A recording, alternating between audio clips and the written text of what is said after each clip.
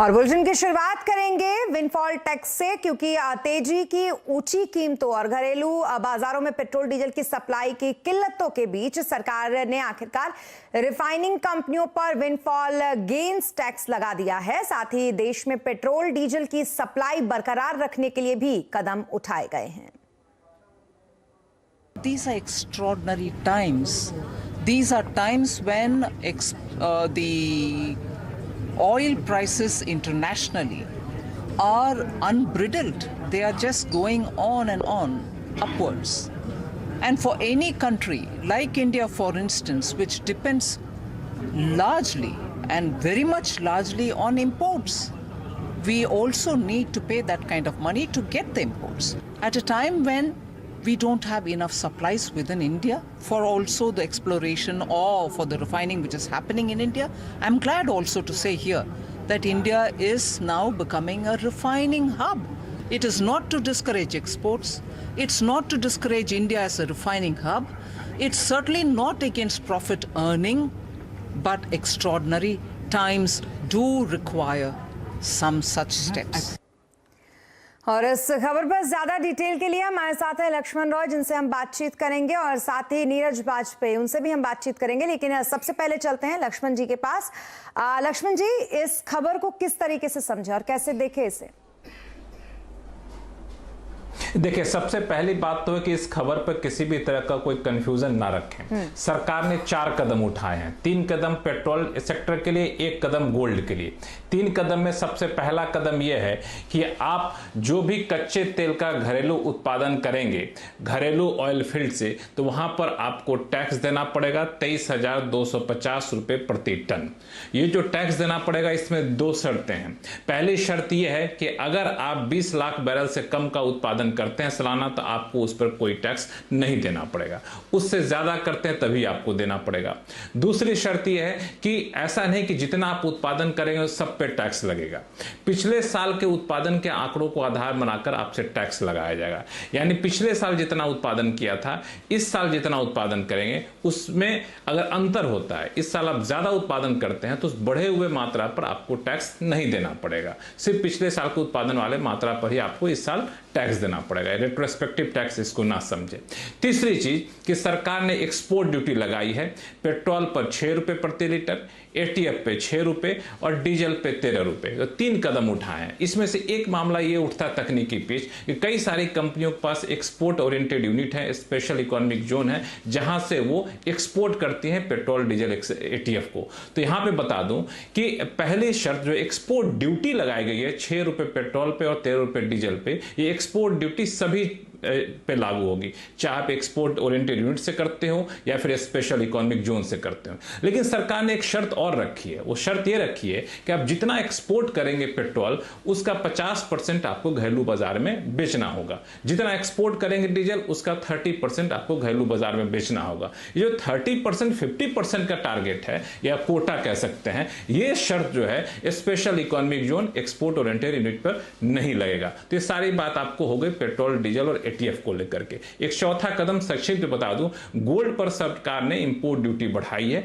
वो import duty 12.5% हो गई है, पहले 7.5% थी। शेष और मिला दे तो 15% पे हो जाएगा। इसका मुख्य मकसद घरेलू बाजार में जो गोल्ड इंपोर्ट काफी ज्यादा हो रहा है, उस पर थोड़ा सा शिकंजा कसना, सरकारी खजाने को भरना और करंट अकाउंट डेफिसिट को कम करना। ये दरअसल सरकार के आज के 4 कदम है। बहुत शुक्रिया तमाम डिटेल्स और अच्छी तरीके से इस खबर को समझाने के लिए, ताकि किसी को कोई कंफ्यूजन ना हो। लक्ष्मण जी, आपका बहुत शुक्रिया। तो कुल मिलाकर लक्ष्मण जी ने बहुत ही बेहतरीन तरीके से समझाया कि आखिरकार ये टैक्स लगाने के पीछे सरकार की क्या रणनीति रही होगी। लेकिन विंडफॉल टैक्स की 15 दिन में समीक्षा क्यों की जाएगी और क्या सेज पर भी ये टैक्स लागू होगा, इन सवालों के साथ सीबीआईसी के चेयरमैन विवेक जौहरी से बात की हमारे सहयोगी आलोक प्रियदर्शी ने। आपको सुनना चाहिए। ड्यूटी का दर निर्धारित किया है, वो ये ध्यान में रख के किया है कि इंटरनेशनल प्राइसेस अभी क्या हैं, या पिछले 15 दिन में इंटरनेशनल प्राइसेस का एवरेज ट्रेंड क्या रहा है।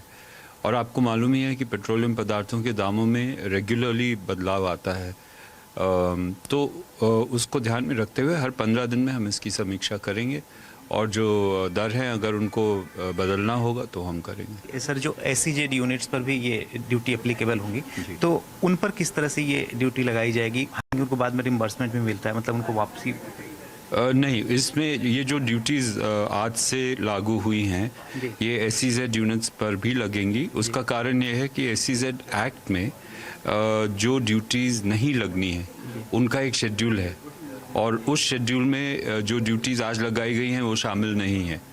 तो लीगली मैं आपको समझा रहा हूँ, उस कारण से ये ड्यूटीज़ SEZ पर भी लगेंगी और उनका रीइंबर्समेंट जो उनको मिलता है वो नहीं मिलेगा। नहीं, वरना इसका जो पर्पस है, जो उद्देश्य है, वही डिफीटेड है। हालांकि ONGC के पूर्व चेयरमैन RS शर्मा सरकार के इन कदमों को गलत मानते हैं। उनका कहना है कि रिफाइनिंग कंपनियों पर इतना बोझ डालना ठीक नहीं है। $40 प्रति बैरल का विंडफॉल टैक्स लगाना एक तो एब्सोल्यूट टर्म्स में बहुत ज्यादा है, इतना ज्यादा बर्डन एक साथ में लगा देना, और दूसरा इसको एड वैलोरम करने के बजाय एक लमसम अमाउंट का जो टैक्स जो दिया है, मैं नहीं समझता कि किस हिसाब से पॉलिसी मेकर्स ने ये निर्णय लिया होगा। ठीक नहीं हुआ है। They should have done in percentage terms, जिसको एड वैलोरम बोलते हैं। टैक्स तो परसेंटेज होता है, फिक्स अमाउंट का तो कभी टैक्स हमने सुना नहीं। जी हाँ, तो विंडफॉल टैक्स लगाने का ये जो फैसला है सरकार का, वो कहीं ना कहीं RS शर्मा जी को पसंद नहीं आया। लेकिन इस खबर को और अच्छी तरीके से समझते हैं नीरज जी से, जो इस वक्त हमारे साथ हैं। नीरज जी, आपसे जानना चाहेंगे, बहुत ही कॉम्प्लिकेटेड एक तरीके से ये हो गया है। किसी को लगता है ये अच्छा है, किसी को लगता है ये बुरा है, लेकिन सरकार के इन फैसलों का असर क्या होगा और फिलहाल ऐसा क्यों किया गया, ये समझना चाहेंगे आपसे। देखिए, दो चीज़ें की गई। सबसे पहले समझ लीजिए, एक ये किया गया कि जो भी ऑयल प्रोड्यूसर्स हैं, जिनको अपस्ट्रीम कंपनी कहते हैं, ONGC, OIL, इस तरह कंपनीज, उनके ऊपर विंडफॉल गेन टैक्स लगाया गया, क्योंकि क्रूड की कीमतें बहुत ऊपर हैं और इनको उसका फ़ायदा हो रहा है, तो वो उन्होंने एक विंडफॉल लगा दिया। दूसरा ड्यूटी लगाई गई है पेट्रोल, डीजल और ATF के एक्सपोर्ट पे, कि जो लोग ये एक्सपोर्ट करते हैं उनके ऊपर सर्टेन कीमत लगा दी, और ये फिक्स है, ये परसेंटेज में नहीं है, ये फिक्स कर दिया गया कि इतने इतने रुपए लगेगा। अब देश में बहुत कम कंपनियाँ, एक ही कंपनी है जो एक्सपोर्ट करी, वो रिलायंस है, तो उसके ऊपर इसका सीधा असर आएगा। दोनों फैसलों के साथ एक छोटा सा फैसला और है, ये किया गया है कि जो एक्सपोर्टर्स हैं, अगर वो SEZ यूनिट के अंदर है या एक्सपोर्ट ओरिएंटेड यूनिट है, तो उनको 50% और 30% के ऑब्लिगेशन से छूट दे दी गई। ये ऑब्लिगेशन क्या है? डोमेस्टिक यूनिट अगर 100 लीटर का एक्सपोर्ट करती है तो उसको 50 लीटर पेट्रोल डोमेस्टिक मार्केट में बेचना पड़ेगा और 30 लीटर डीजल बेचना पड़ेगा 100 के सामने। अब इस फैसले की कुछ प्रॉब्लम्स हैं। प्रॉब्लम्स ये है कि विंडफॉल गेन्स टैक्स जब आप लगाना चाहते हो तो आपने क्रूड के किस प्राइस को कंसीडर किया है, किसको आप मानते हैं कि इस प्राइस पे जाएगा तो विंडफॉल गेन होगा। 100 से ऊपर, 110 से ऊपर, 120 से ऊपर। बेस प्राइस क्या है? इस समय $110 पे क्रूड चल रहा है, तो आप कहाँ से इसका कैलकुलेशन करेंगे? दूसरी चीज़ उसमें ये कही गई है कि जो पिछले साल प्रोड्यूस कर रहे थे उससे ज़्यादा जब आप प्रोड्यूस करेंगे तो उस पर हम नहीं लेंगे। तो ये कोई इंसेंटिव थोड़ी है कि हम ज़्यादा प्रोडक्शन करेंगे तो आप नहीं लेंगे, आपने मेरे बेस पे पहले ही लगा दिया है। तो दूसरा ये सवाल खड़ा हो रहा है कि ऐसा क्यों किया है। तीसरा ये कि जब आपको ये विंडफॉल गेन टैक्स लगाना है, अंडर रिकवरी इतनी सारी कवर करनी है, तो ये कैसे जस्टिफाइड हो सकता है कि IOC, BPC और HPC की अंडर रिकवरी ठीक करने के लिए आप ONGC की बैलेंस शीट खराब करें, उसके विंडफॉल करें? तो ये कई सारे सवाल इस पे उठने हैं। लेकिन जैसा कि उन्होंने कहा कि एक अभूतपूर्व समय है, इसलिए अभूतपूर्व तरीके से हम इसको कर रहे हैं। तो सरकार है, प्रमोटर है कंपनीज की, वो कुछ भी जस्टिफाई कर सकते हैं, लेकिन इसमें बहुत सारे पेच हैं जो आगे जाते हुए दिक्कत पैदा करेंगे। फिर उन्होंने कहा कि 15-15 दिन में इसको रिव्यू करते रहेंगे। वो रिव्यू शायद इसलिए करेंगे कि क्रूड नीचे आ गया तो हम विंडफॉल नहीं लगाएं। तो सरकार को बिल्कुल साफ तौर पे कहना चाहिए कि $100 से ऊपर अगर जा रहा है तो हम विंडफॉल गेन टैक्स लगाएंगे, और 100 से ऊपर का जो एडिशनल होगा उस पे लगाएंगे, ना कि पूरे पे। बिल्कुल, लेकिन जब ये टैक्स लगाया जाएगा, जिस दौरान जैसा कि आप बता रहे हैं कि एक सर्कमस्टांसेस होंगे और फिर ये टैक्स लगाया जाएगा, तो उस दौरान फिर कीमतें आगे बढ़ेंगी, तो उसका सीधा सीधा असर आम आदमी पे भी तो पड़ेगा। नहीं, आम आदमी की जिंदगी में कोई असर नहीं पड़ने वाला है। पेट्रोल की कीमतें, डीजल की कीमतें इससे बिल्कुल भी प्रभावित नहीं होंगी। इससे सिर्फ कंपनियों की बैलेंस शीट प्रभावित होगी, उनके शेयर पिटेंगे, उनके निवेशक निराश होंगे, लेकिन पेट्रोल डीजल अपनी गाड़ियों में भराने वाले लोगों पर कोई फर्क नहीं पड़ेगा। यानी कि ये बहुत बड़ा कंफ्यूजन जो एक है, मुझे लगता है वो कम से कम आपके इस बात के बाद दूर होता हुआ लोगों को दिख रहा होगा, क्योंकि कहीं ना कहीं जब ऐसा कुछ होता है तो लोगों को लगता है इनडायरेक्टली तो वो हमारे ऊपर ही आएगा। नहीं, इसमें बिल्कुल नहीं आएगा। बिल्कुल, बहुत शुक्रिया नीरज जी तमाम डिटेल के लिए और इतने अच्छे तरीके से इसको समझाने के लिए। हालांकि जैसा कि बताया उन्होंने, बैलेंस शीट तो बिगड़ेगा लेकिन वो कंपनियों का बिगड़ेगा, फिलहाल आम आदमी को इसमें राहत है। और अब इससे आगे बढ़ेंगे और बात सोने की करेंगे, वो इसलिए क्योंकि देश में सोने की कीमतों में आज तेज उछाल आया। दरअसल सरकार ने सोने पर इंपोर्ट ड्यूटी 7.5% से बढ़ाकर 12.5% कर दी। क्योंकि ये क्यों किया गया है, इस कदम को बताने के लिए हमारे साथ एक बार फिर बने हुए हैं लक्ष्मण रॉय जी, जिनसे समझेंगे कि आखिरकार ऐसा क्यों हुआ। लक्ष्मण जी, इस कदम के पीछे क्या कुछ वजह रही इस गोल्ड को लेकर? देखिए, इसके पीछे दो बड़ी वजह रही। पहला कि करंट अकाउंट डेफिसिट सरकार का काफी ज्यादा बढ़ रहा है।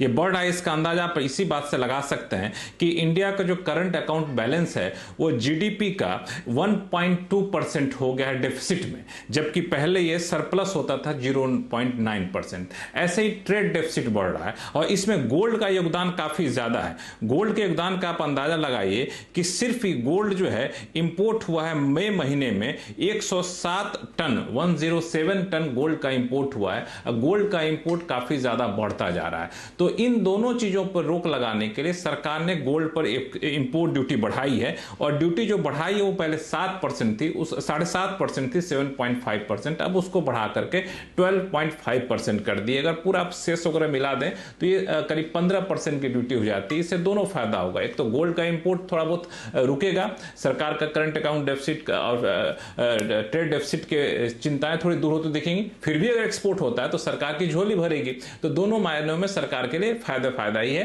हालांकि ये गोल्ड महंगा होगा, हमारे आपके लिए ये सच्चाई है। हाँ, कम से कम हमारे पॉकेट पर इसका बोझ पड़ता हुआ दिख रहा है लक्ष्मण जी। गोल्ड अब आने वाले समय में महंगा हो सकता है और खास करके दिवाली बहुत नजदीक है। बहुत शुक्रिया तमाम डिटेल्स और जानकारी के लिए आपका लक्ष्मण जी, बहुत शुक्रिया।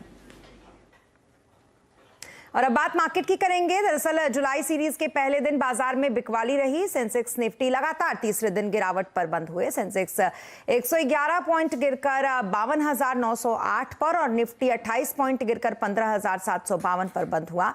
मिड कैप शेयर में हल्की बढ़त देखने को मिली, तो वहीं विंडफॉल टैक्स की खबरों से एनर्जी शेयर में काफी गिरावट रही। एनर्जी इंडेक्स करीब 4% गिरकर बंद हुए। सबसे ज्यादा दबाव पीएससी मेटल शेयरों पर रहा, तो वहीं सबसे ज्यादा तेजी एफएमसीजी रियलिटी फार्मा शेयरों में देखने को मिली। बैंकिंग शेयरों में निचले स्तर से रिकवरी दिखी। और अब बात रुपए की, क्योंकि लगातार रुपए में गिरावट देखने को मिल रही है। रुपया आज एक बार फिर अपने नए निचले स्तर पर पहुंच गया। आज रुपया 79 रुपए 12 पैसे के रिकॉर्ड निचले स्तर पर पहुंच गया। इस साल रुपया अब तक डॉलर के मुकाबले 6% टूटा है। महंगे क्रूड एफआईआईज के बिकवाली, डॉलर का लगातार मजबूत होने के दबाव के चलते रुपए में लगातार गिरावट देखने को मिल रही है। और शेयर बाजार में क्यों जारी है गिरावट, आगे क्या हो रणनीति, आज आवाज अड्डा में इसी पर करेंगे बड़ी चर्चा शाम 7:57 पर।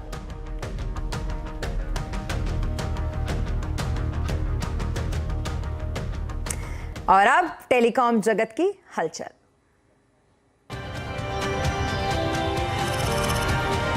CNBC Awaaz and Salazar Techno Engineering present Telecom Update.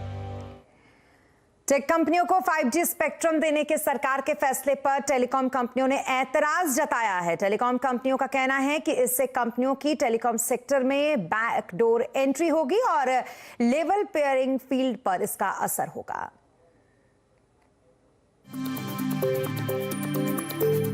Tech कंपनियों को 5G स्पेक्ट्रम देने का टेलीकॉम कंपनियां शुरू से विरोध कर रही हैं। टेक कंपनियां इसका इस्तेमाल कर अपने लिए 5G प्राइवेट कैप्टिव नेटवर्क बनाएंगी। टेलीकॉम कंपनियों ने एक बार फिर सरकार को चिट्ठी लिखकर इस पर ऐतराज जताया है। टेलीकॉम कंपनियों के मुताबिक इससे टेक कंपनियों की टेलीकॉम सेक्टर में बैकडोर एंट्री होगी। अमेजॉन, इंटेल, सिस्को, माइक्रोसॉफ्ट जैसी कंपनियां 5G कैप्टिव सेवाएं देने की तैयारी में है। ये कंपनियां प्राइवेट कैप्टिव नेटवर्क के जरिए टेलीकॉम कंपनियों से प्रतिस्पर्धा करेंगी। टेलीकॉम कंपनियों को स्पेक्ट्रम नीलामी में लेना होगा, लेकिन इन कंपनियों को स्पेक्ट्रम का आवंटन किया जाएगा। टेलीकॉम कंपनियों के मुताबिक ये लेवल प्लेइंग फील्ड के खिलाफ है। इन कंपनियों को टेलीकॉम कंपनियों की तरह रेगुलेटरी कंप्लायंस का पालन भी नहीं करना होगा और ना ही ये सरकार को टैक्स देंगी। इससे नेटवर्क से राष्ट्रीय सुरक्षा को भी खतरा हो सकता है। Government is not going to benefit because it is going to lose out huge amount of revenue because of lack of auctions, because of lack of discovery of the right price by auction, which legally will be in contravention to the Honorable Supreme Court's direction. But even otherwise, if you see financially, it will be a big loss to the Government of India. सरकार captive spectrum आवंटन की policy बनाने के लिए जल्द ही try से राय लेगी, लेकिन टेक कंपनियां चाहती हैं कि सरकार उनको स्पेक्ट्रम आवंटन की पॉलिसी पर जल्दी सफाई दे। कंपनियों को किस कीमत पर स्पेक्ट्रम का आवंटन होगा और कब होगा। It is expected that Department of Telecom will ensure that the level playing field conditions are really put in place so that there is any litigation, futuristic litigation is avoided and the conditions with regard to license fee and spectrum charge are in place to ensure level playing field. Private captive network के लिए 5G spectrum आवंटन के फैसले का असर नीलामी पर भी पड़ सकता है। टेलीकॉम कंपनियां 5G स्पेक्ट्रम की नीलामी से दूरी बना सकती हैं। सरकार को स्पेक्ट्रम नीलामी से आय भी कम हो सकती है। असीम मनचंदा, दिल्ली। और कोरोना काल के बाद धूमधाम से निकाली जा रही भगवान जगन्नाथ जी की रथ यात्रा की तस्वीरें आपको दिखाएंगे ब्रेक के बाद।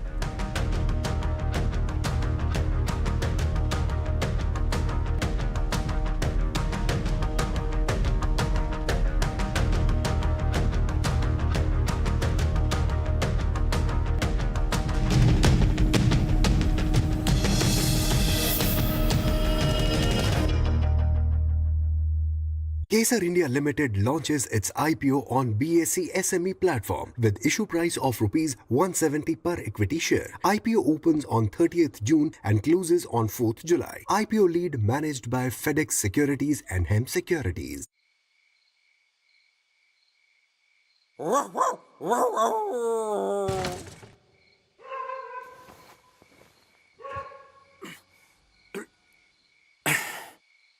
बॉस 12 बजे से पहले छोड़ता नहीं है।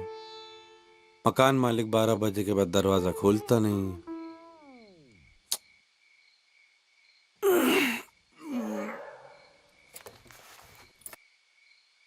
अब क्या करें, घर पर आया है, पति तो अपना है।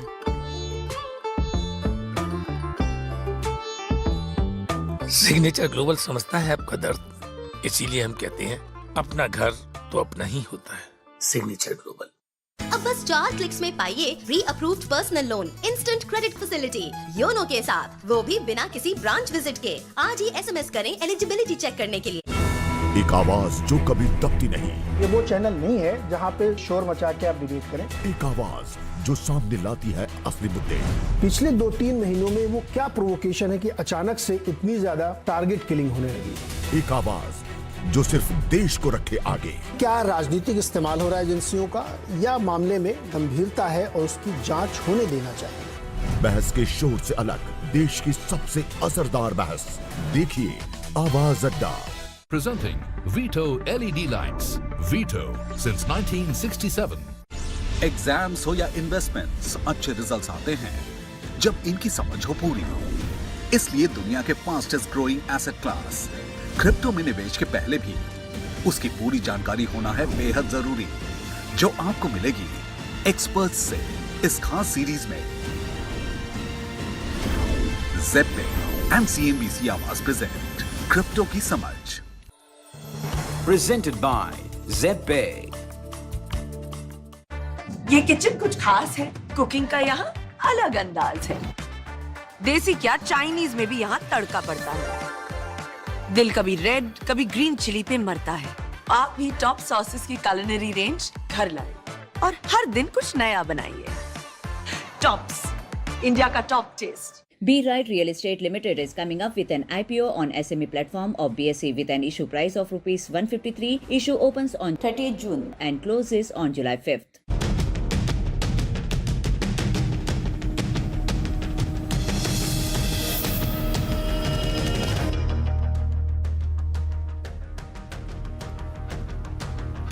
और ब्रेक के बाद एक बार फिर आपका स्वागत है। महाराष्ट्र में शिंदे सरकार बनने के बाद अब उद्धव ठाकरे ने बीजेपी पर निशाना साधा है। उद्धव ने कहा कि अगर अमित शाह ने तब अपना वादा निभाया होता तो आज राज्य में बीजेपी की सरकार होती और महाविकास अघाड़ी बनती ही नहीं।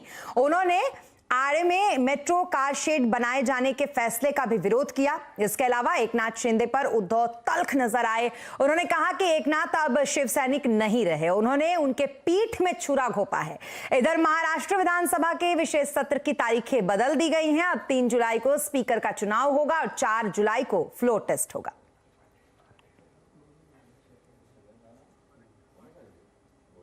और अब बात करेंगे जीएसटी के 5 साल के स्पेशल रिपोर्ट की।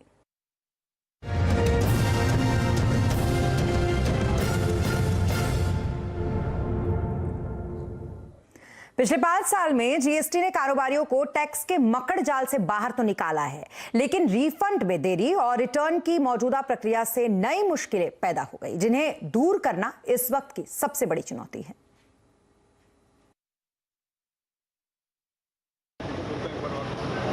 आशीष गुजराल नोएडा की अपनी इस फैक्ट्री में गारमेंट बनाते हैं और पिछले 2 दशक से यूरोप और अमेरिका समेत कई देशों में एक्सपोर्ट कर रहे हैं। आज से 5 साल पहले जब जीएसटी लागू हुआ था तो बाकी कारोबारियों की तरह इन्हें भी काफी उम्मीदें जगी थी। इनकी उम्मीदों पर जीएसटी खरा भी उतरा और एक आसान टैक्स प्रक्रिया शुरू हुई, लेकिन अभी भी थोड़ी समस्याएं बची हैं। कुछ लोगों की रिटर्न 1 महीने में होती है, कुछ की क्वार्टरली होती है, तो उससे थोड़ा हमारे को तकलीफ आ जाती है। जो हमारा 2A रिकनसाइल करना होता है इनपुट क्रेडिट, उसके अलावा कुछ भी नहीं है। हमारा रिफंड प्रोसेस जो है वो बहुत स्मूथ हो गया है, ऑटोमेटिकली रिफंड आ जाता है। सिर्फ गुजराल ही नहीं, देश के लाखों कारोबारी ऐसी ही कुछ और चुनौतियों से गुजर रहे हैं। स्लैब्स को लेके मुझे अभी भी लग रहा है slabs keep moving every day. अभी इस हफ्ते फिर इन्होंने हिला दिए, 15 आइटम में बढ़ा दिए, 15 में घटा दिए। सो वो थोड़ी एक वो चैलेंज है। बिल बनाते वहाँ पे गलतियाँ होती हैं। अब मुझे याद ही नहीं रहता कि 12% की आइटम है, 5 की, 18 की, 28 की है। तो मुझे इनपुट करते हुए मेरे पास बिल आया, वो पिछली बार उसका 18 चल रहा था, अब वो 12 हो गया, मुझे पता ही नहीं। तो उस टाइप की गलतियाँ ज़्यादा हैं। मामला सिर्फ आईटीसी रिफंड में देरी का नहीं है। एक देश एक टैक्स के सपने को साकार करते हुए इस जीएसटी में आज भी एक राज्य का इनपुट टैक्स क्रेडिट दूसरे राज्य के साथ एडजस्ट नहीं कर सकते हैं। यानी एक कारोबारी ने अगर कच्चा माल एक राज्य में खरीदा है तो उसे उसी राज्य में बेचे गए तैयार माल के एवज में इसे एडजस्ट करना होगा।